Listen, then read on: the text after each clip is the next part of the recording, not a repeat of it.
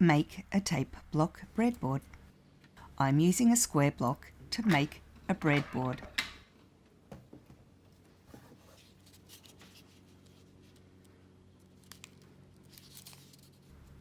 So you need 2 pieces of tape that run parallel along a block.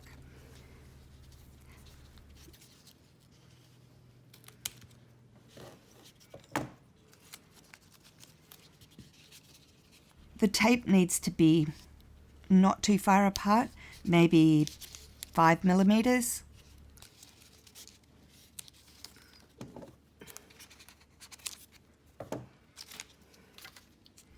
It doesn't need to go underneath the block in this case. So here I'm using scissors to pre-punch holes in the tape. You can use scissors, but you could also use another object like a knife.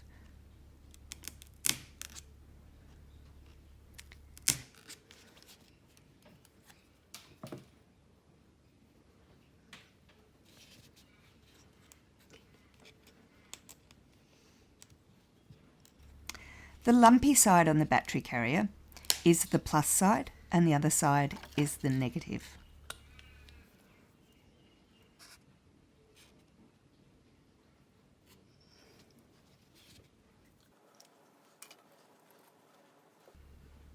So split the legs on the LED. The long side will be the positive.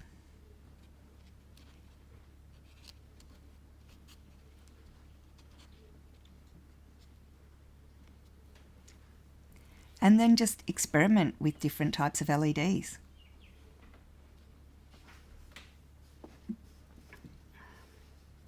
You can experiment with different types of LEDs and how many LEDs you can put into a block.